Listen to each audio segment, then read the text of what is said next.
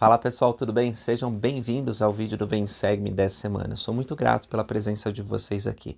Não se esquece de se inscrever no canal caso você não seja inscrito ainda. Tem muitas coisas para falar do livro de Ezequiel. A lição ela seleciona apenas alguns capítulos desse livro maravilhoso.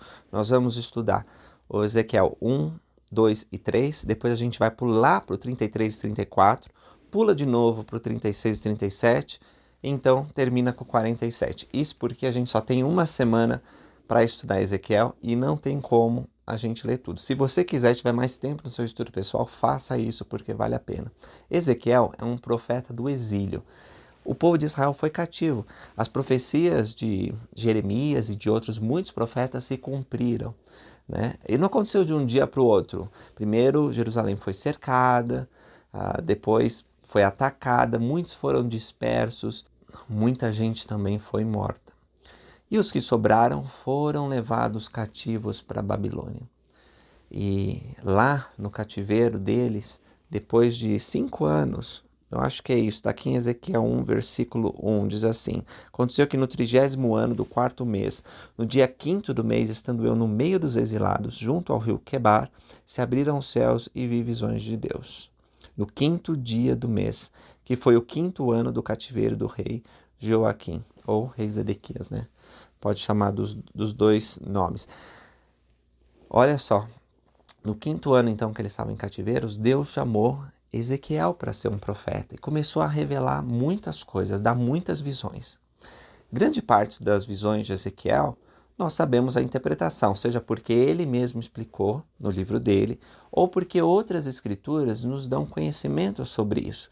Palavras dos profetas revelam a verdade sobre palavras de outros profetas, mas tem algumas coisas no livro de Ezequiel que nós simplesmente não sabemos. Não existe uma revelação dizendo, por exemplo, o que seriam essas rodas, né, mencionadas em todo o capítulo, mas olha o 16. O aspecto das rodas e a feitura delas era como a cor de turquesa, e as 4 tinham uma mesma semelhança, e o seu aspecto e a sua feitura era como se estivesse uma roda no meio de outra roda. O que significa isso? Não sei. Posso especular, posso pensar, tentar interpretar uma coisa a outra, mas nem Ezequiel, nem outras escrituras explicam claramente o que é isso. Nem os profetas dos últimos dias. Por isso, eu não posso dar minha interpretação pessoal para vocês aqui, dizendo que é doutrina, porque não é. Se Deus decidir revelar essas coisas para você, ótimo, mas a doutrina sempre vem pelos profetas de Deus, a doutrina oficial da igreja. Quando o presidente Nelson ensinar, ou seus conselheiros e os outros apóstolos forem autorizados por ele a ensinar o que significam essas coisas, nós podemos então trazer como doutrina da igreja. Mas enquanto isso não acontecer, nem as escrituras, nem os profetas se manifestaram, você pode aprender essas verdades por meio do Espírito, mas vai ser para o seu benefício.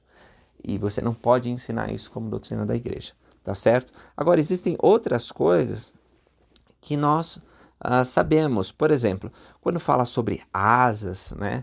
A gente sabe lá em Doutrina e Convênios, quando Joseph estava perguntando sobre isso, que as asas significam o poder de se mover, essa capacidade de realizar a obra de Deus com eficiência.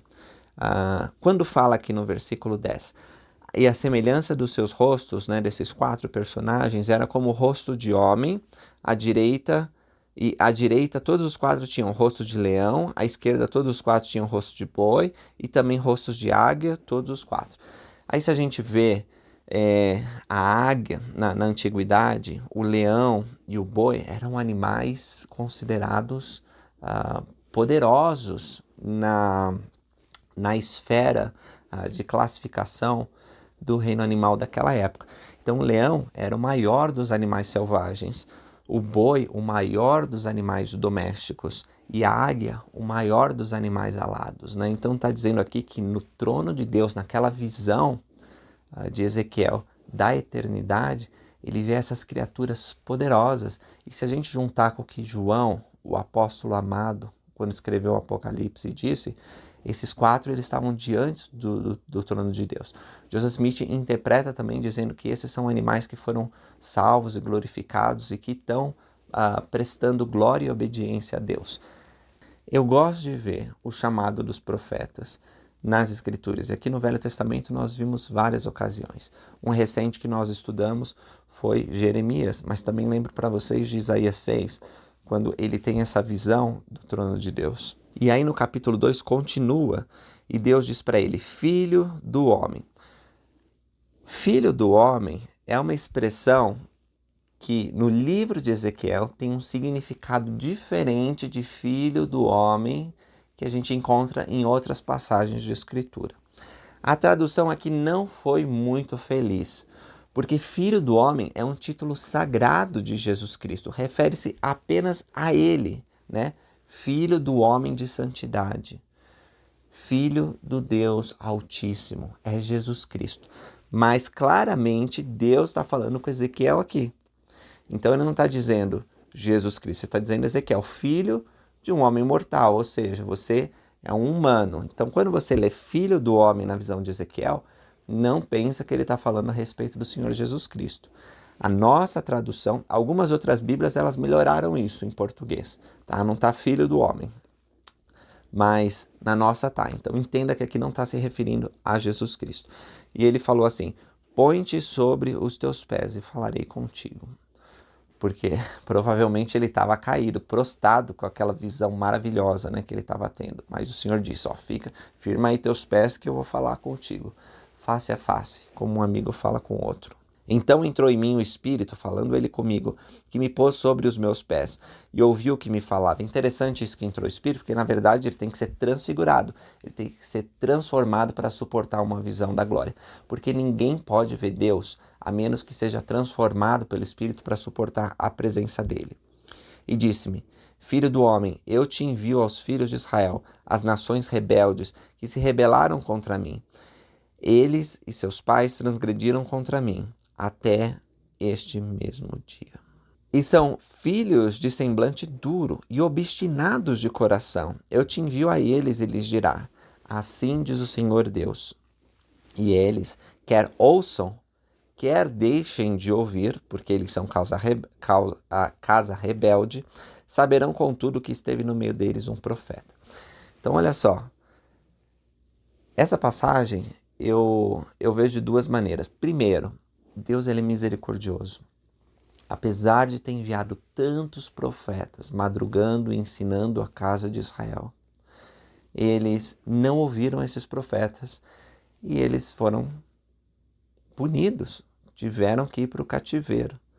E mesmo assim no cativeiro, Deus os amava tanto que chamou um profeta no meio deles, para que o povo dele pudesse se arrepender e se preparar para um futuro glorioso, que Deus ainda queria dar para aqueles rebeldes. E outro aspecto que eu vejo dessa escritura é o chamado de Ezequiel nesse momento de dor e de dificuldade da casa de Israel. Ele é chamado para advertir o povo, para convidá-los a se aproximar de Cristo, e mesmo que eles não ouvissem, Ezequiel tinha que ir lá e cumprir a vontade de Deus. Ele não tinha que procurar a aceitação popular. Se eles aceitassem ou não, isso não importava. Ele ia cumprir a vontade de Deus. No 6 diz, e tu, ó filho do homem, não os temas, nem temas as suas palavras, ainda que sejam sarças e espinhos para contigo, e tu habitaste com escorpiões. Não temas as suas palavras, nem te assustes com o rosto deles, porque casa rebelde são eles. Porém tu lhes dirás as minhas palavras, quer ouçam, quer deixem de ouvir, porque eles são a casa rebelde. Bom, não era fácil, né? Vários profetas já tinham sido mortos, apedrejados, e estava lá Ezequiel para transmitir a palavra de Deus para um povo que já tinha sido muito afligido, mas que era a casa rebelde. E ele tinha que corajosamente proclamar aquilo que Deus desejava, ainda que o povo fosse como espinhos. Já teve espinhos na sua mão? Já viu como é ruim quando essas plantas, elas espetam no seu corpo, ferem? Já foi picado? Espero que não. Já foi picado por um escorpião? Ou por uma vespa, uma abelha? Então, esses habitantes seriam assim, causariam mal, né? Poderiam até ferir Ezequiel, como tinham feito com os profetas no passado. Ainda assim, ele tinha que dizer as palavras de Deus, tinha que ser corajoso. Mas tu, ó filho do homem, ouve o que eu te falo. Não sejas rebelde como a casa rebelde. Abre a tua boca e come o que eu te dou. Ezequiel, apesar do povo ser rebelde, ele não podia ser rebelde. Apesar dele estar no mundo, ele não podia ser no mundo, ser do mundo. E o Senhor disse, come o que eu te dou. Vários profetas nas Escrituras mostram esse simbolismo de que Deus entrega a palavra dele e eles têm que comer. Por quê? Quando eles comem, eles incorporam a palavra de Deus. Passa a fazer parte deles. Então aqui é um simbolismo de que Ezequiel está aceitando a vontade de Deus e que vai fazer parte do corpo dele, vai fazer parte dele agora. Então vi, e eis que uma mão se estendia para mim, e eis que nela havia um rolo de livro, e estendeu-me diante de mim, e ele estava escrito por dentro e por fora, e nele estavam escritas lamentações, suspiros e ais. Muito interessante escritura e podíamos falar dela também bastante. Como que o Senhor, no início de novas dispensações, no chamado de novos profetas, sempre associa escrituras, livros sagrados, palavras de Deus. A gente vê isso no chamado de Leí, quando na visão dele também Leí é convidado a ler um livro. Nós vemos isso nessa dispensação, quando Joseph Smith recebe o livro de Mormon para ajudar na coligação de Israel nesses últimos dias. Então, sempre é associado às palavras de Deus, às escrituras, livros. E quando ele come essas coisas, ele então está recebendo a investidura para cumprir a função divina dele. O capítulo 3 continua dizendo, filho do homem, come o que achares, come esse rolo e vai, fala à casa de Israel. No 3, então o comi e era na minha boca doce como mel. Porque a palavra de Deus é deliciosa, é doce como mel. Ela nos liberta, ela nos dá mais conhecimento sobre quem nós éramos antes de nascer, quem nós somos agora e qual o nosso potencial eterno. A palavra de Deus, ela dá conforto porque ensina sobre Jesus Cristo e um caminho de escapar de nossas dificuldades. Ela nos dá força para perdoar. A palavra de Deus é maravilhosa e por isso que eu amo trazer a palavra de Deus aqui para vocês, porque ela é realmente doce como mel. E o versículo 6 tem uma coisa interessante, como o Senhor já conhece todos nós, né? Conhecia o povo dele, conhecia aqueles corações duros, sabia que eles não iam aceitar muito bem Ezequiel. E ele disse, se eu te enviasse, Ezequiel, no versículo 6, para um povo estranho, né? Uma nação diferente, eles te aceitariam. Se eu aos tais te enviasse, porventura não te dariam ouvidos? Mas a casa de Israel, que tinha aquele privilégio de ter um profeta que tinha sido pré-ordenado, que teve visões da glória, que viu o Senhor, ainda assim, muitos deles se rebelariam contra a palavra de Deus. No 14, então o Espírito me levantou e me levou, e me fui muito triste no ardor do meu espírito, porém a mão do Senhor era forte sobre mim. Vamos parar um pouco para pensar sobre isso. Ezequiel, assim como muitos outros israelitas, eles viram uma grande destruição. Provavelmente ele tinha perdido amigos e parentes durante o cerco de Jerusalém. Ele tinha sido humilhado, talvez tinha passado fome, sede, frio, calor. Imagina você ser forçado a sair da sua casa e caminhar muitos e muitos quilômetros para uma terra estranha, uma língua diferente, e ser espancado, violentado. Isso estava acontecendo com o povo. Então ele estava muito triste. E o que deixava mais triste é que ele recebeu essa incumbência e sabia que muitos dos israelitas não iam ouvi-lo. Não iam dar atenção nenhuma ao que ele estava falando. Iam virar as costas, ou pior, iam até perseguir ele. E apesar dele estar muito triste, no ardor do seu espírito, ele diz aqui, a mão do Senhor era forte sobre mim, diz ele, né? Era forte sobre Ezequiel.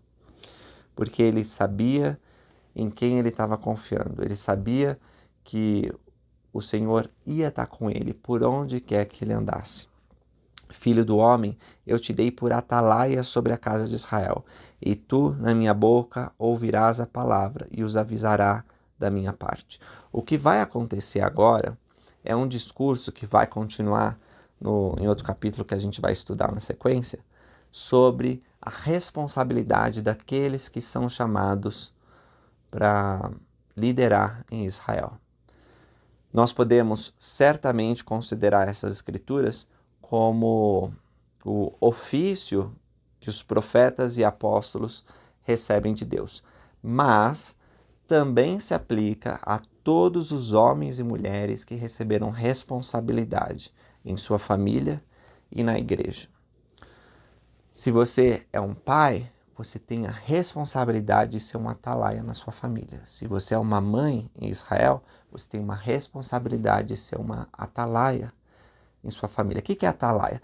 Atalaia nas cidades antigas do passado era aquele oficial que ficava em cima do muro ou num lugar elevado, observando o território próximo ao povoado ou cidade, para, assim que surgisse uma situação de perigo, ele avisasse o povo para que se preparasse contra o assalto, contra o ataque. Então, o atalaia, geralmente, ele tinha que ser alguém bem atento, que ficava observando constantemente, e assim que surgisse um indício de risco, ele usava como é que chama? Uma trombeta ou algum objeto, às vezes até a própria voz, e gritava ao povo: olha só, cuidado, está vindo um inimigo. Então, os atalaias espirituais, eles conseguem ver coisas que nós não conseguimos, porque eles estão num lugar onde eles têm uma visão mais ampla. Os profetas de Deus, eles recebem dons especiais e eles podem ver coisas que nós não podemos ver. É por isso que, durante as conferências gerais, nós precisamos dar especial atenção ao presidente Russell M. Nelson, aos seus conselheiros e ao Quórum dos 12 Apóstolos, porque eles são profetas, videntes, reveladores, que podem ver coisas que nós não podemos. Eles são os atalaias e eles nos advertem. Algumas coisas que eles disseram pode parecer bem simples e pode até parecer para nós que não tem muita importância, mas se nós dermos ouvidos com bastante atenção, procurando aplicar as verdades que eles nos ensinam, nós seremos protegidos, assim como uma cidade é protegida, se der ouvidos à voz do atalaia. Aqui há uma advertência para aqueles atalaias que não cumprirem a sua função. O Senhor os responsabilizará pelo sangue que foi derramado por eles não terem advertido o povo sobre o inimigo. Vamos ler. Diz o seguinte: quando eu disser ao ímpio, certamente morrerá, e tu não avisares, nem falares para avisar o ímpio acerca do seu caminho ímpio, para conservar em vida, aquele ímpio morrerá na sua maldade. Mas o seu sangue da tua mão requerirei. O que significa isso? Significa que se o profeta não advertir o povo contra o perigo, vai ser punido. O ímpio vai morrer no pecado, mas esse pecado vai recair sobre ele. É por isso que a gente lê, por exemplo, Jacó no livro de Mórmon, apesar de ser dolorido para ele falar sobre pecados sexuais que o povo estava realizando, ele fez isso. E ele disse: eu estou sacudindo as minhas vestes aqui, porque o pecado de vocês não vai recair sobre mim. Eu cumpri a minha parte, embora tenha sido difícil advertir vocês sobre essa situação, eu fiz. E assim também Ezequiel, ele tinha que proclamar a verdade de Deus, mesmo que ia contra a vontade do povo, mesmo que ele fosse considerado impopular, mesmo que ele recebesse zombaria e perseguição. Ele tinha que fazer isso. Assim também, pais e mães, às vezes vocês vão ter que advertir seus filhos, mesmo que deixe seu filho bravo, mesmo que o seu filho fale: eu não gosto que você faça isso, quem é você para fazer? Vocês sabem, né? Às vezes vocês não querem ferir o seu filho, a sua filha, dizendo, olha, tem que chegar cedo em casa, cuidado com essa amizade, não faça isso, não faça aquilo, mas vocês foram chamados para ser atalaias, e vocês vão ser considerados pecadores diante de Deus se não cumprirem sua responsabilidade como atalaias de sua família. Mesma coisa, bispos, presidente de estaca, presidente de quórum de elders, presidente da sociedade de socorro, todos, e não só de presidência, né, mas todos aqueles que recebem encargos para ministrar e para ajudar os filhos de Deus, se nós não fizermos a nossa parte, nós seremos responsabilizados por isso. Porém, se avisares o ímpio e ele não se converter da sua impiedade, do seu caminho ímpio, ele morrerá na sua maldade e tu livrarás a tua alma. Semelhantemente, quando o justo se desviar da sua justiça e fizer maldade, e eu puser diante dele um tropeço, ele morrerá, porque tu não avisaste, no seu pecado morrerá, e as suas justiças que fizera não virão em memória, mas o seu sangue da tua mão requererei. Porém, avisando tu o justo, para que o justo não peque, e ele não pecar, certamente viverá, porque foi avisado, e tu livraste a tua alma. Vamos continuar esse assunto no capítulo 33 agora.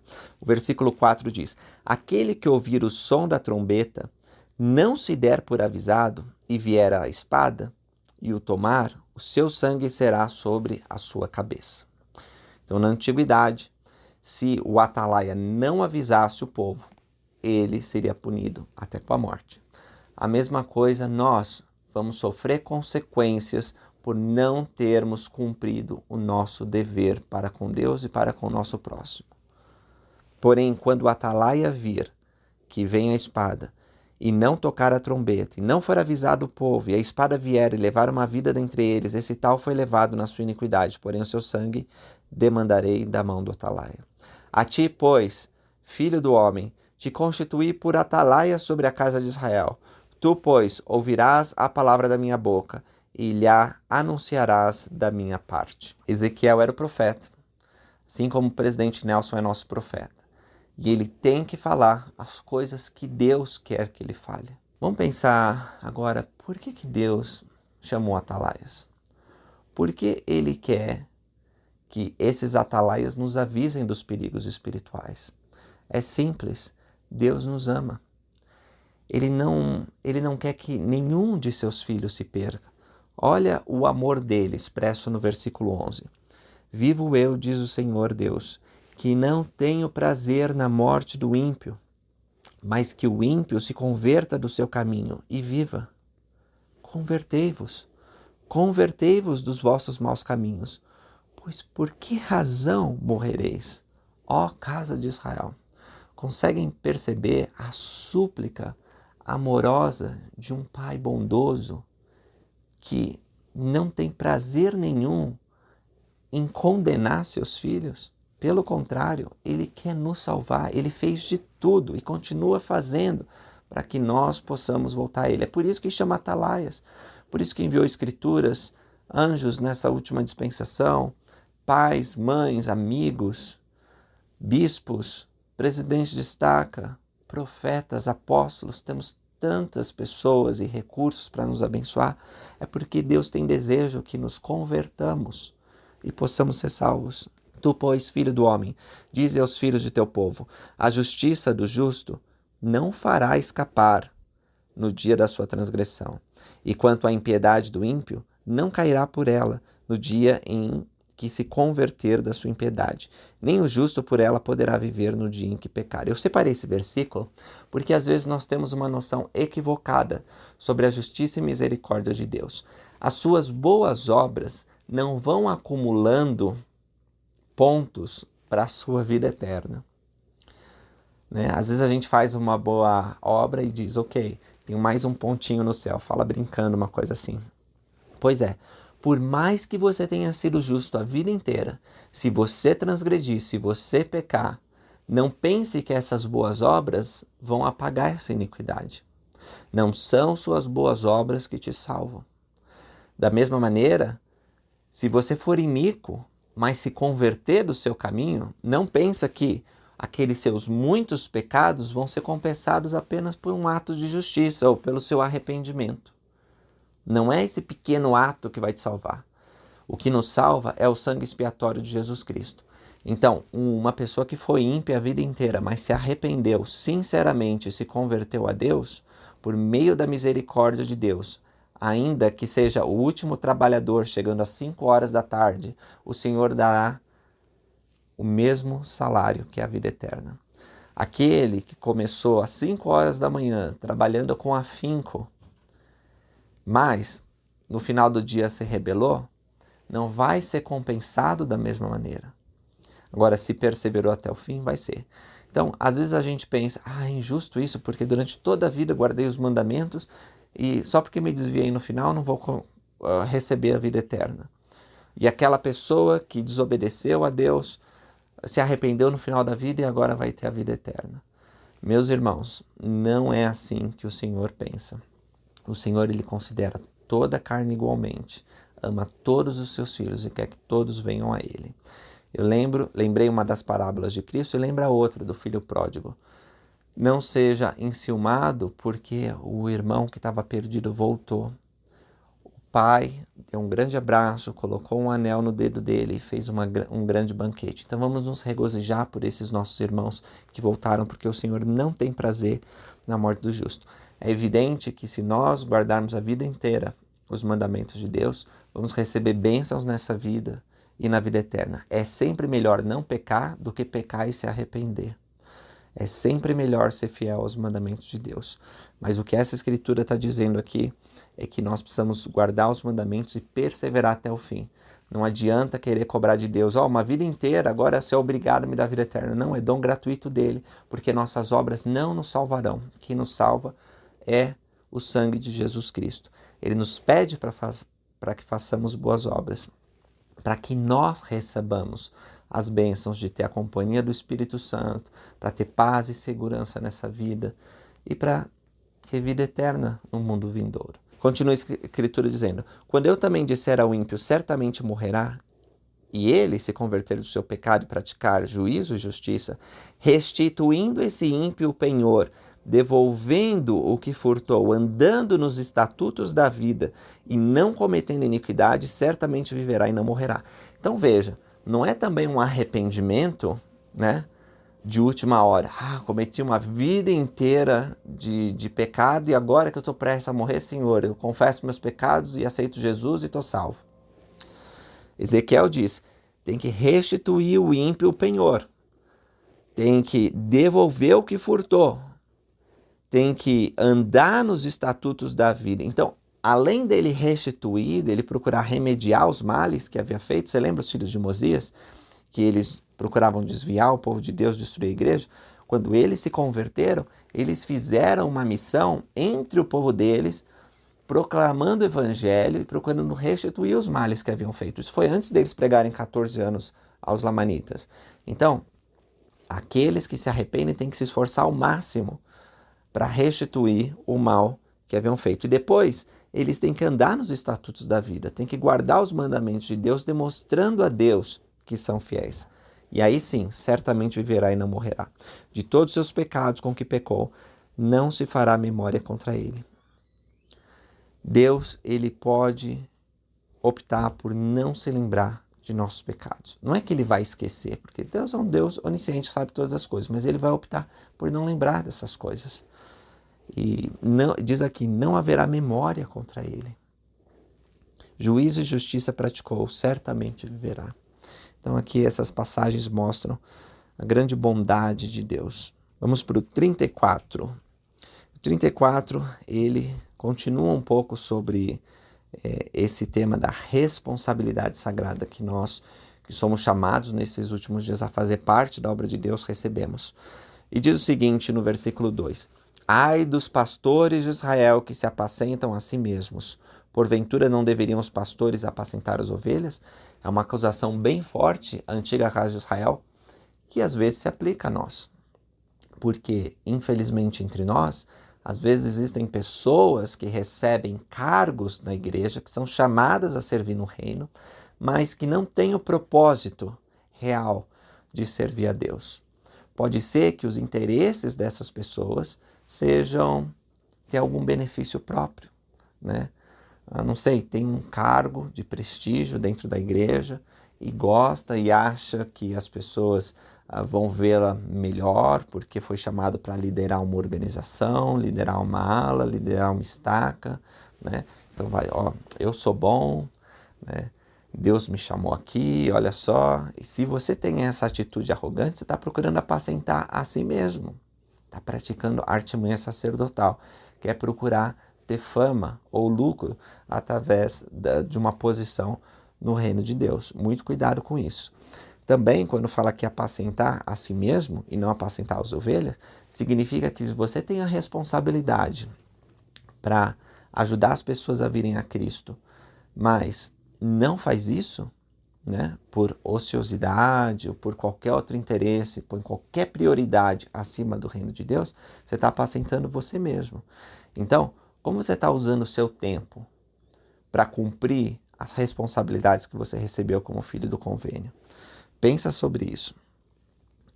E ele diz o seguinte: você que é um pastor que está apacentando a si mesmo, que não está cumprindo a responsabilidade, diz no versículo 4, as fracas não fortaleceste, e a doente não curaste, e a quebrada não ligaste, e a desgarrada não tornaste a trazer, e a perdida não buscaste, porém dominais sobre elas com rigor e dureza.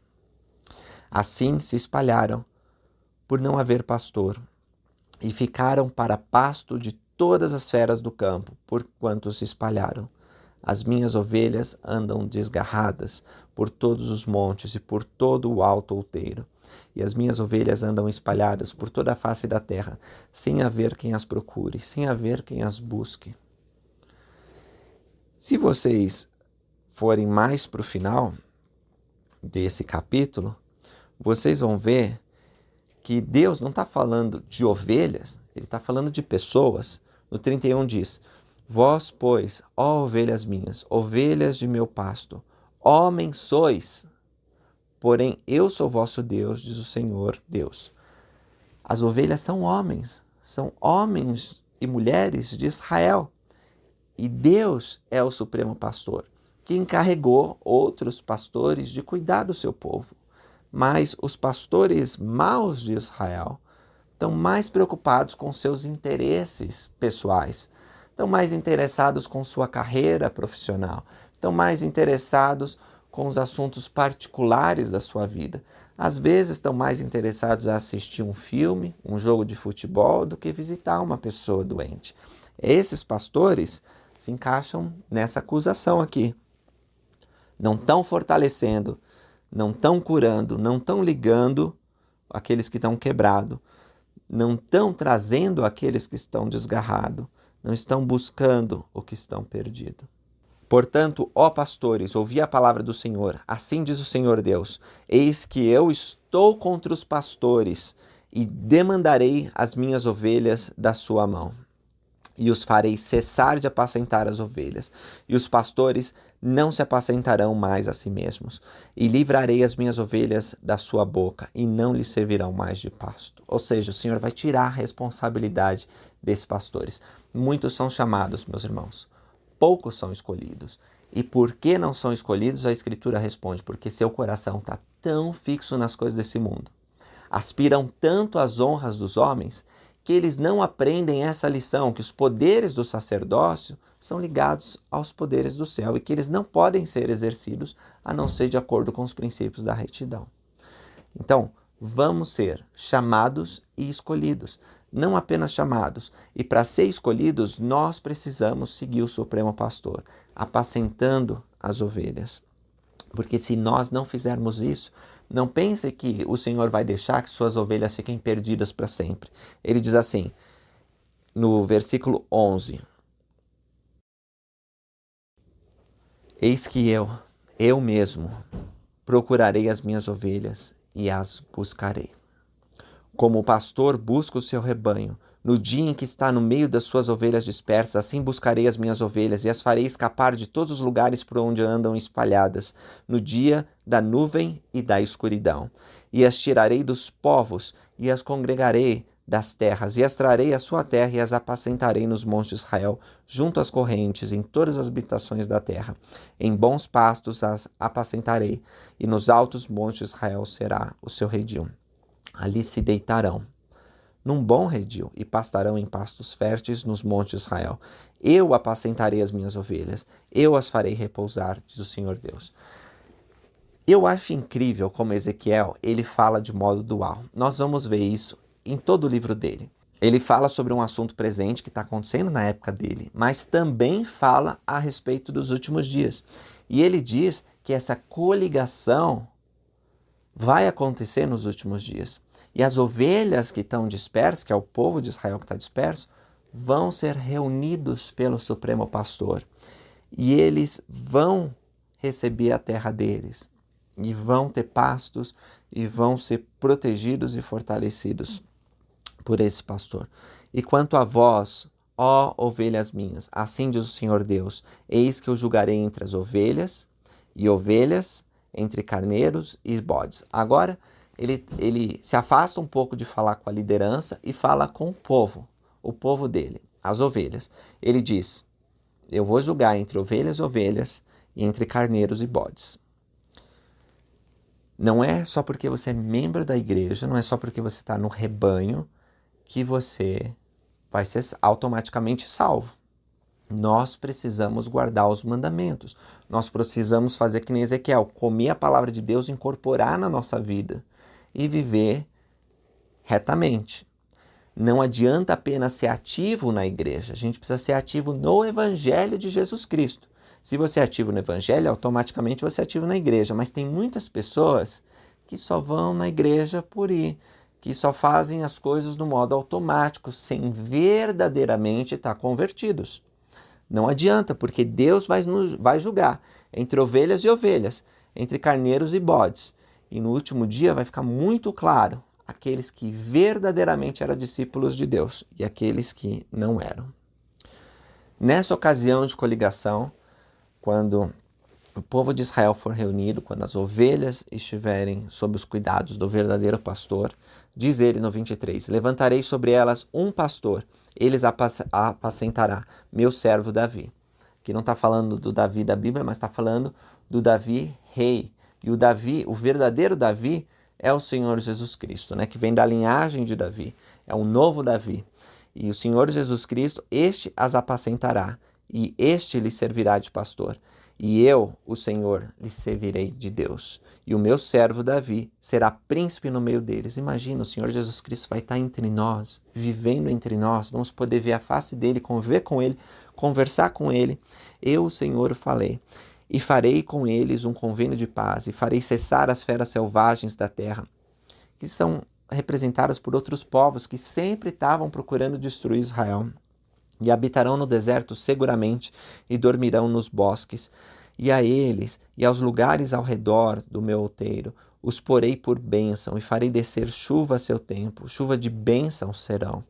Imagina aquele povo que estava disperso, afligido, ouvindo essas coisas e sabendo que o bom pastor estava chamando elas.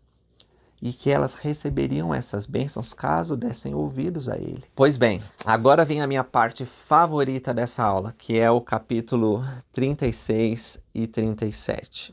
Lá no versículo 8 do 36 nós lemos, porém vós, ó montes de Israel, ainda produzireis o vosso ramo e dareis o vosso fruto para o meu povo de Israel, porque estão para vir.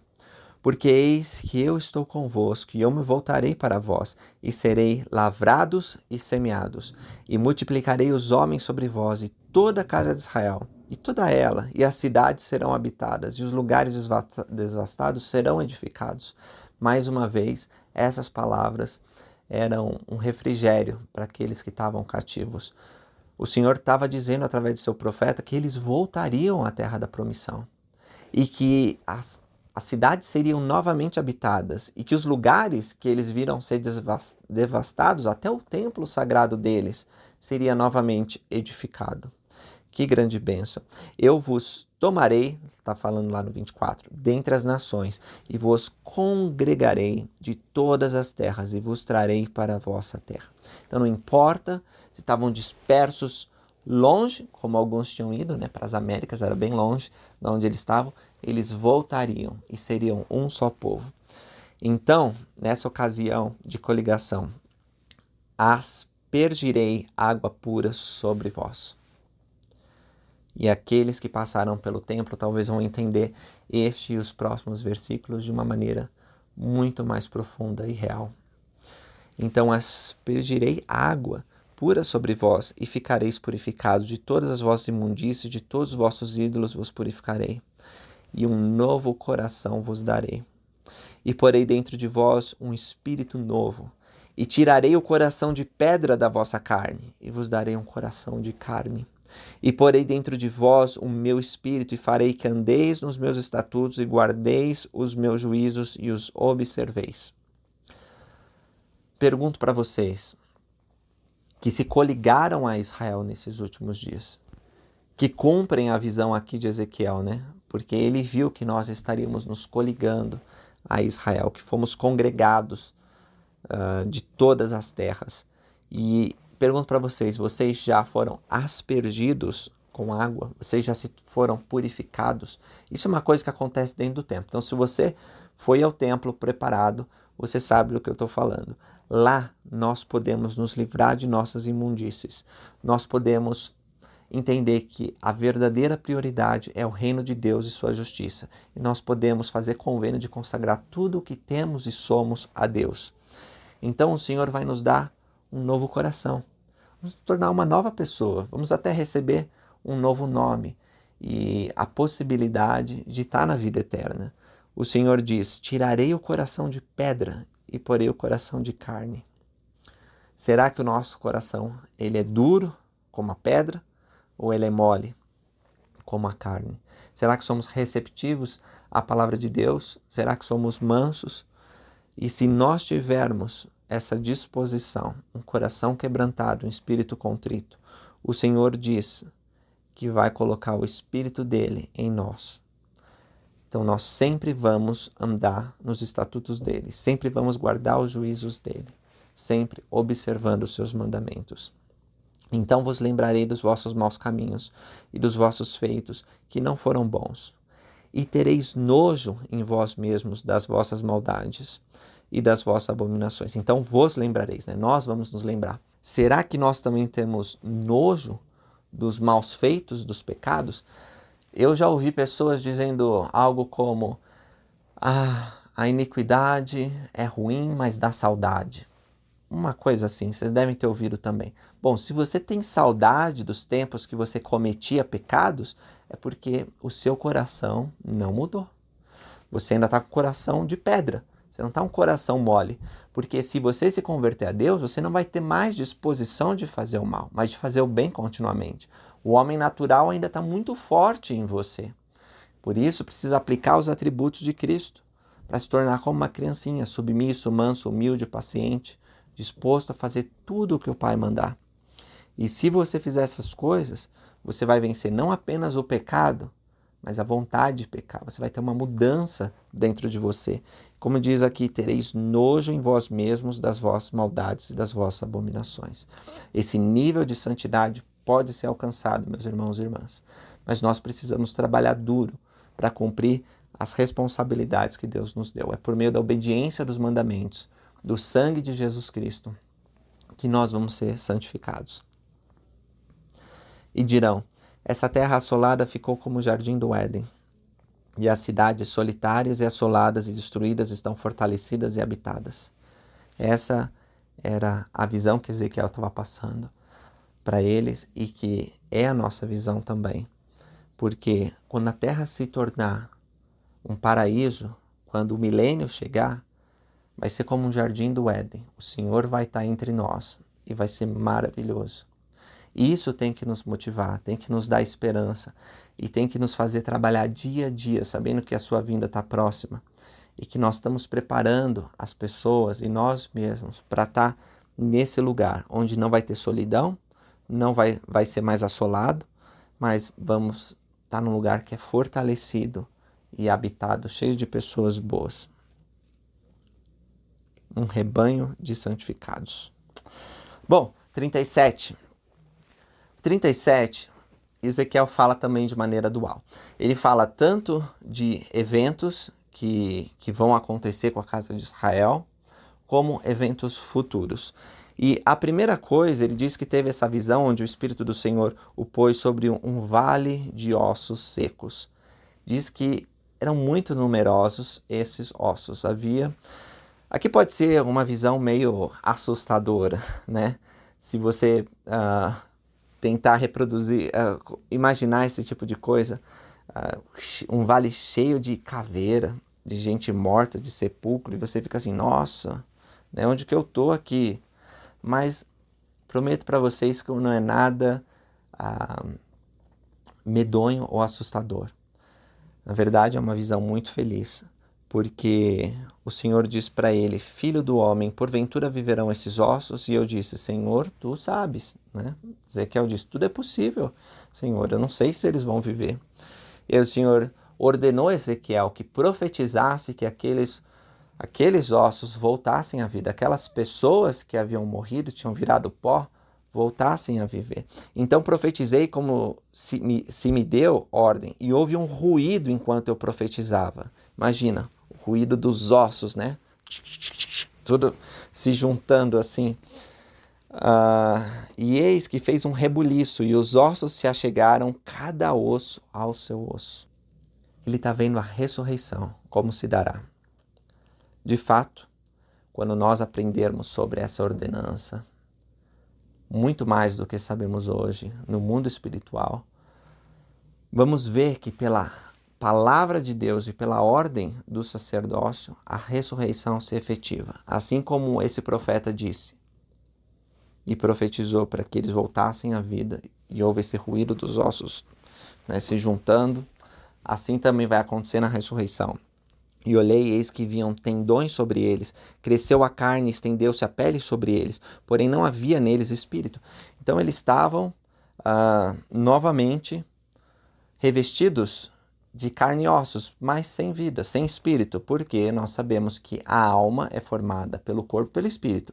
Portanto, Deus precisava colocar o espírito. Onde está o espírito daquelas hostes? No mundo dos espíritos. A ressurreição, ela precisa unir o corpo e o espírito novamente para nunca mais se separar. E ele disse-me, profetiza ao espírito, profetiza, ó filho do homem, dize ao espírito, assim diz o Senhor Deus, vem dos quatro ventos, ó espírito, e assopra sobre esses mortos e viverão. E profetizei como ele me deu ordem. Então o Espírito entrou neles e viveram e se puseram em pé, um exército grande em extremo. Todas as pessoas ressuscitarão, sejam boas ou más. É uma dádiva gratuita da expiação de Jesus Cristo. Como Paulo disse lá em Coríntios 15, assim como todos morrem em Adão, todos serão vivificados em Cristo. Então, é um exército grande, no sentido de que todas as pessoas estão vivendo. Agora ele está vendo especificamente aqui a casa de Israel. E não todos da casa de Israel, mas a casa de Israel que foi fiel, aqueles que são dignos da primeira ressurreição, de estar com Cristo na manhã da primeira ressurreição. E esses espíritos, né, vieram dos quatro ventos, ou seja, vieram do mundo dos espíritos, entraram e se tornaram vivos novamente.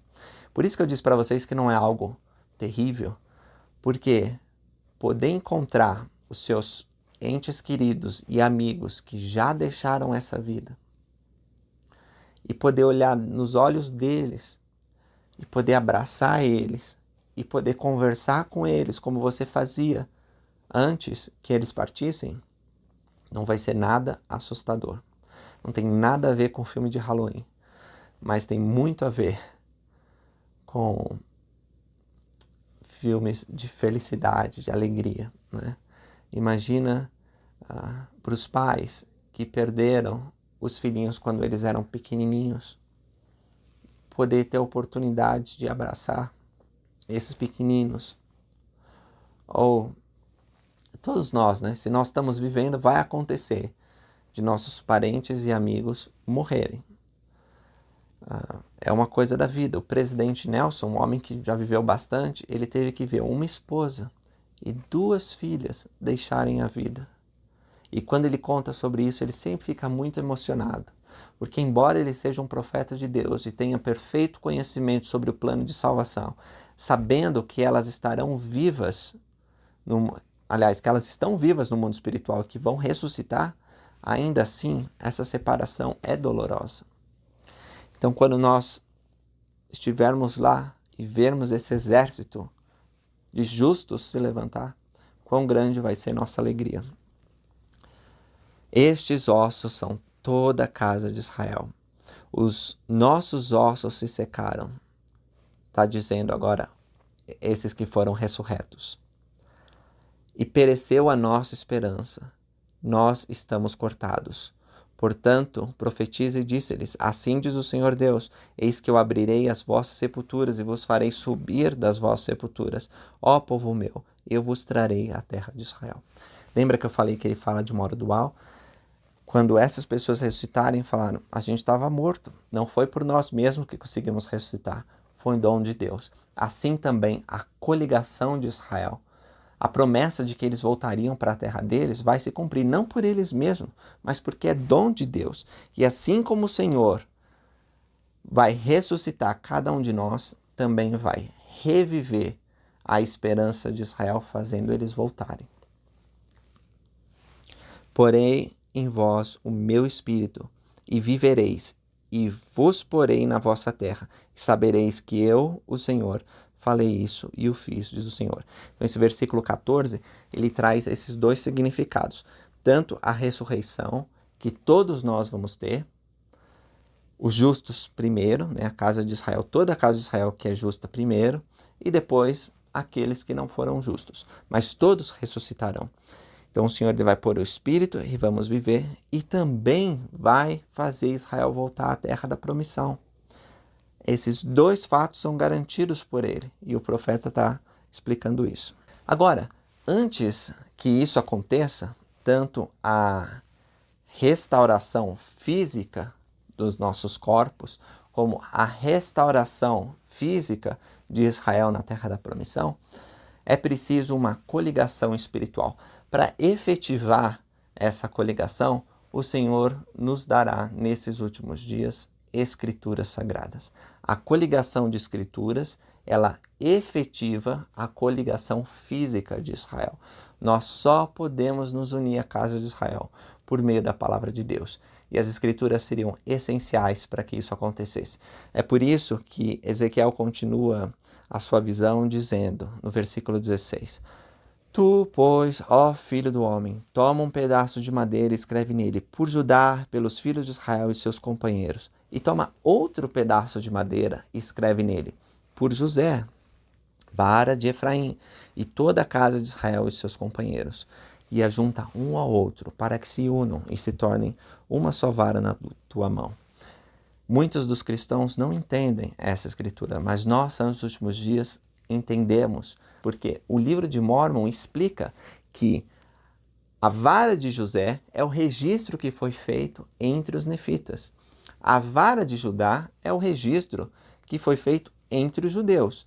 A vara de Judá é a Bíblia, né? Nós apreciamos o Velho e o Novo Testamento, por isso que nós estamos estudando esse ano o Velho e no ano que vem vamos estudar o Novo Testamento. Amamos a Bíblia, é o livro de Deus, é a palavra de Deus. E nós amamos também o livro de Mórmon, porque é outro testamento de Jesus Cristo. A Bíblia é a vara de Judá. O livro de Mórmon é a vara de Efraim. Vara, como assim vara? Vara é um registro, é um livrinho, é a maneira que eles tinham para perpetuar conhecimento naquela época. Existiam várias maneiras deles gravarem a palavra de Deus, né? Podiam ser placas de metais, como foi o caso do livro de Mórmon, mas podia também ser em cerâmica, né? Eles tinham uma tábua, eles gravavam em cerâmica, podia ser em pedra, podia ser por meio de papiro. Então, a vara aqui é normalmente onde eles tinham esse registro, né?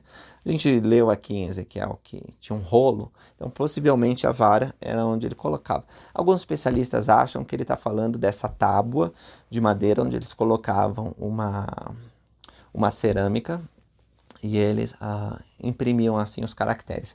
Pode ser, né? O que a gente tem que saber quando a gente lê vara é registro, livro, conhecimento. Então diz: Tu, pois, ó filho do homem, toma um registro e escreve nele, por Judá, os filhos de Israel e seus companheiros. E toma outro registro e escreve nele, por José, vara de Efraim, e toda a casa de Israel e seus companheiros. E ajunta um ao outro.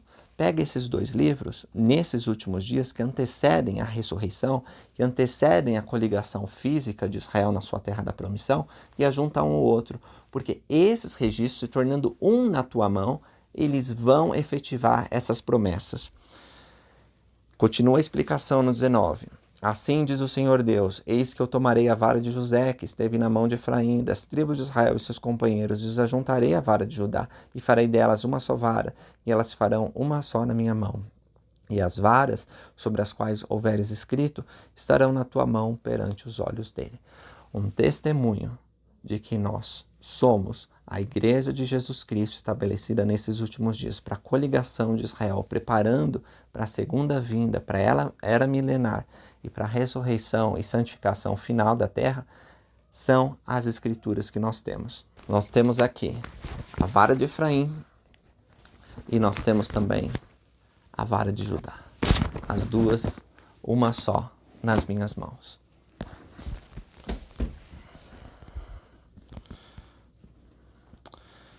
Nessa ocasião, meu servo Davi será rei sobre eles, e todos eles terão um só pastor, e andarão nos meus juízos, e guardarão os meus estatutos, e os observarão. Falando ainda da coligação, ele continua no 25. Habitarão na terra que dei a meu servo Jacó, em que habitaram vossos pais, e habitarão nela, e eles e seus filhos, e os filhos de seus filhos, para sempre. Para sempre. E Davi, meu servo, será seu príncipe eternamente. Ou seja, Jesus Cristo será o dono dessa terra, quando ela for celestializada. E farei com eles um convênio de paz, será com eles um eterno convênio. O Evangelho de Jesus Cristo é nosso eterno convênio. E os porei, e os multiplicarei, porei o meu santuário no meio deles para sempre. E o meu tabernáculo estará com eles, e lhes serei por Deus, e eles me serão por povo. Falar do templo para os israelitas podia facilmente, naquela ocasião, levar eles à lágrima, as lágrimas e a grande pesar, porque o templo era o símbolo deles, o símbolo de que Deus estava no meio deles. E agora onde estava o templo deles? Saqueado, destruído. E quando Ezequiel falava sobre o santuário no meio deles para sempre, o tabernáculo com eles, trazia um grande sentimento de esperança e de alegria. E hoje, com a construção de tantos templos, nós nos regozijamos por saber que Deus está em seu templo e que nós temos a oportunidade de ser o povo dele. Para terminar, o 47 fala sobre o templo e é uma visão muito interessante, né? Ele diz o seguinte: depois disso me fez voltar à entrada da casa, e eis que brotavam águas por debaixo do umbral da casa para o oriente, porque a face da casa dava para o oriente, e as águas desciam de debaixo, desde o lado direito da casa, do lado do sul do altar. Então ele viu a casa de Deus, né? Quando fala casa aqui está falando do templo, e ele viu que brotavam águas de baixo. Pois bem, olha que interessante, no 3 diz que as águas davam pelos artelhos, ou seja, pelo, aqui, né, como que chama? O calcanhar, tava ali a água, tava rasinho, né? Você pensa, nossa, teve uma inundação aqui, né? Mas dá para andar, dá para caminhar. Aí depois ele viu que a água começou a subir, as águas que me davam pelos joelhos. Quando houve uma nova medição, percebeu que já tinha subido as águas. Depois, no mesmo versículo 4, diz que as águas já estavam no lombo, já estava aqui em cima. Nossa, aí tem muita água. O que está acontecendo? Que no templo está entrando tanta água aqui. Alguém esqueceu a torneira aberta, né? Pia batismal transbordou, o que acontece? E aí no 5. E mediu mais 1000, e era um ribeiro, então se tornou um rio. E eu não podia passar, porque as águas eram profundas, águas que se desviam que se deviam passar a nado, ribeiro pelo qual não se podia passar. Então tinha muita água, não tinha mais como atravessar de tanta água, virou um rio muito forte, muita água. E no versículo 8 diz: e essas águas, sendo levadas levadas ao mar, sararão as águas. Então, mais uma vez ele fala de maneira dual aqui. Tanto uma promessa de que nos últimos dias as águas do Mar Morto seriam curadas, né? E nós sabemos que isso vai acontecer como um dos sinais da vinda do Filho do Homem. E também diz aqui, simbolicamente, sobre as bênçãos de ir ao templo. Porque a primeira vez que vamos ao templo, talvez a gente não entenda muito sobre os caminhos de Deus e o que está acontecendo, mas à medida que nós vamos mais e mais, luz e conhecimento vão sendo adicionados, um pouco aqui, um pouco ali, e nossa compreensão começa a crescer, evoluir. E antes, nós tínhamos um conhecimento muito raso, mas agora chega aos joelhos, depois chega aqui aos lombos, e de repente se torna um rio de águas vivas, que vai fluindo para a vida eterna, e cura as águas, ou seja, cura nossa alma, né? Então, é muito lindo ver essa parábola aqui que ele fala sobre o tempo. Vou colocar um vídeo sobre isso para vocês assistirem. Olha só. Depois disso, um anjo me fez Ezequiel voltar à entrada da casa do Senhor. E eis que brotavam águas por debaixo do umbral da casa para o oriente. Porque a face da casa dava para o oriente. E as águas desciam de debaixo, desde o lado direito da casa, do lado do sul do altar. E saindo aquele homem para o oriente, tinha na mão um cordel de medir, e mediu 1000 côvados, e me fez passar pelas águas, águas que me davam pelos artelhos. E mediu 1000 côvados, e me fez passar pelas águas, águas que me davam pelos joelhos, e mediu mais 1000, e me fez passar por águas que me davam pelos lombos. E mediu mais 1000, e era um ribeiro que eu não podia passar, porque as águas eram profundas, águas que se deviam passar a nado, ribeiro pelo qual não se podia passar. Então me disse, estas águas brotam para a região oriental, e descem a campina, e entram no mar, e sendo levadas ao mar, sararão as águas. E acontecerá que toda criatura vivente que nadar por onde quer que entrarem esses dois ribeiros viverá. E haverá muitíssimo peixe, porque lá chegarão estas águas. E sararão, e viverá tudo por onde quer que entrar este ribeiro. Ezequiel vê um rio que aumenta à medida que flui da casa. A água que está saindo do templo representa as bênçãos que fluem dos templos para curar as famílias e dar-lhes vida. O crescimento do rio é semelhante ao crescimento exponencial de nossa família por gerações. As bênçãos do templo estão ao alcance de tudo e de todos. E que bênçãos! Viverá tudo por onde quer que entrar este ribeiro.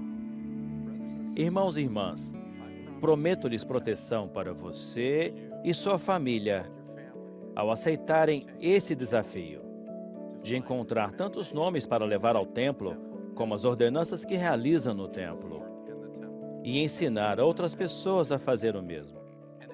E se vocês aceitarem esse desafio, as bênçãos começarão a fluir para vocês e sua família, como o poder do ribeiro mencionado por Ezequiel. E o ribeiro crescerá se continuarem a realizar esse trabalho e ensinarem outras pessoas a fazer o mesmo. Você encontrará não apenas proteção contra as tentações e os males do mundo, mas também poder pessoal, o poder de mudar, o poder de arrepender-se, a capacidade de aprender, a capacidade de ser santificado e o poder para voltar o coração de sua família para os antepassados e curar o que precisa ser curado.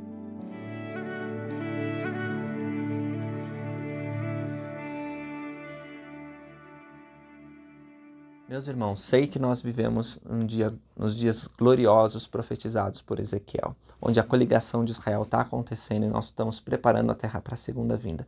Que nós possamos considerar com gratidão essas armas que nós temos, que são as Escrituras. Elas nos ajudam, né? A vara de Efraim e a vara de José, a realizar a obra de Deus, inclusive sermos melhores atalaias no campo de responsabilidade que nós somos chamados, que nós possamos apoiar e ouvir os nossos profetas, os pastores deste povo, comandados pelo Supremo Pastor, que não tem nenhum prazer na nossa morte ou na nossa destruição, mas que quer que nos voltemos a Ele para que possamos ser salvos. Testifico que o novo Davi, o rei de Israel, vai voltar e estabelecer seu reino milenar. Isso está perto, por isso precisamos estar preparados. Vamos nos afastar de toda discórdia, de todo mal e nos santificar. Obrigado por assistirem esse vídeo e até a próxima.